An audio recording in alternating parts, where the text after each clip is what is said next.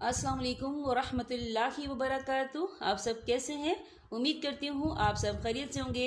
आज का हमारा टॉपिक जो है सूरह बनी इसराइल है, आयत नंबर 1 से लेकर आयत नंबर 22 तक। आइए सूरह बनी इसराइल से अपने सबक का आगाज़ करते हैं।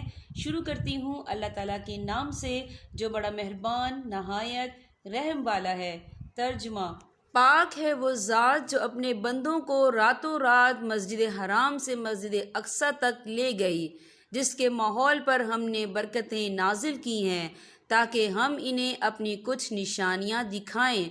बेशक वो हर बात सुनने वाली, हर चीज़ देखने वाली ज़ात है। और हमने मूसा अलैहिस्सलाम को किताब दी थी और इसको बनी इसराइल के लिए इस हदायत का ज़रिया बनाया था कि तुम मेरे सिवा किसी और को अपना कारसार करार ना देना। ए इन लोगों की औलाद जिनको हमने नूह अलैहिस्सलाम के साथ कश्ती में सवार किया था और वो बड़े शुक्रगुजार बंदे थे। और हमने किताब में फैसला करके बनु इसराइल को इस बात से आगाह कर दिया था कि तुम ज़मीन में 2 मरतबा फसाद मचाओगे और बड़ी सरकशी का मुजाहरा करोगे। चनाचा जब इन 2 वाक़ियात में से पहला वाक़िया पेश आया तो हमने तुम्हारे सरों पर अपने ऐसे बंदे मुसल्लत कर दिए जो सख्त जंगजू थे और वो तुम्हारे शहरों में घुसकर फैल गए, और ये एक ऐसा वादा था जिसे पूरा होकर रहना ही था। फिर हमने तुम्हें ये मौका दिया कि तुम पलट कर इन पर गालिब आओ और तुम्हारे माल और दौलत और औलाद में इजाफा किया और तुम्हारी नफरी पहले से ज्यादा बढ़ा दी। अगर तुम अच्छे काम करोगे तो अपने ही फायदे के लिए करोगे और बुरे काम करोगे तो भी वो तुम्हारे लिए ही बुरा होगा। चनाचा जब दूसरे वाक़े की मियाद आई तो हमने दूसरे दुश्मनों को तुम पर मुसल्लत कर दिया ताकि वो तुम्हारे चेहरों को बिगाड़ डालें और ताकि वो मस्जिद में इसी तरह दाखिल हों जैसे पहले लोग दाखिल होते थे, और जिस जिस चीज़ पर इनका जोर चले इनको थस नस करके रख दें। ऐन मुमकिन है कि अब तुम्हारा रब तुम पर रहम करे, लेकिन अगर तुम फिर वही काम करोगे तो हम भी दोबारा वही करेंगे, और हमने जहन्नुम को काफिरों के लिए कैद खाना बना ही रखा है। हकीकत ये है कि ये कुरान वो रास्ता दिखाता है जो सबसे ज्यादा सीधा है, और जो लोग इस पर ईमान लाकर नेक अमल करते हैं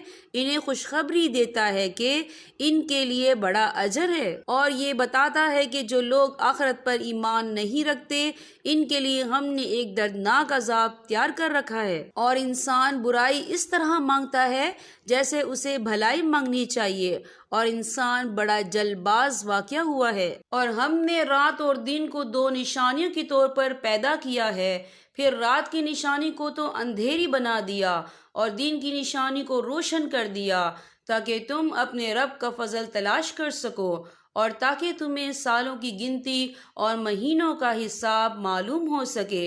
और हमने हर चीज को अलग अलग वाज़े कर दिया है, और हर शख्स के अमल का इंजाम हमने इसके अपने गले से चिमटा दिया है, और क़यामत के दिन हम इसका अमाल नामा एक तहरीर की शक्ल में निकाल कर इसके सामने कर देंगे जिसे वो खुला हुआ देखेगा। कहा जाएगा कि लो पढ़ लो अपना अमाल नामा, आज तुम खुद अपना हिसाब लेने के लिए काफी हो। जो शख्स सीधी राह पर चलता है तो वो खुद अपने फायदे के लिए चलता है, और जो गुमराही का रास्ता इख्तियार करता है वो अपने ही नुकसान के लिए इख्तियार करता है, और कोई बोझ उठाने वाला किसी दूसरे का बोझ नहीं उठाएगा।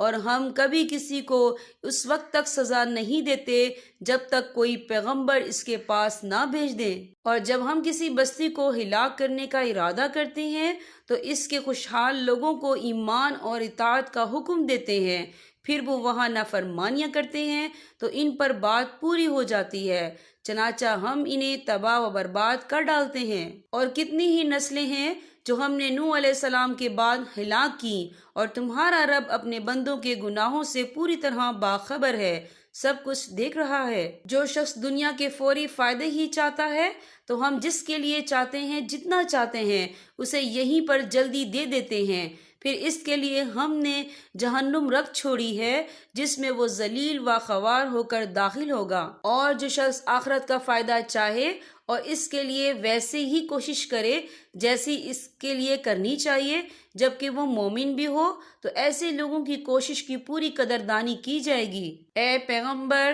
جہاں تک دنیا میں تمہارے رب کی عطا کا تعلق ہے ہم ان کو بھی اس سے نوازتے ہیں اور ان کو بھی، اور دنیا میں تمہارے رب کی عطا کسی کے لیے بند نہیں ہے۔ دیکھو ہم نے کس طرح ان میں سے ایک کو دوسرے پر فضیلت دے رکھی ہے، اور یقین رکھو کہ آخرت درجات کے اعتبار سے بہت بڑی ہے اور فضیلت کے اعتبار سے بھی کہیں زیادہ ہے۔ اللہ کے ساتھ کسی اور کو معبود نہ بناؤ ورنہ تم قابل ملامت اور بے یار و مددگار ہو کر بیٹھ رہو گے۔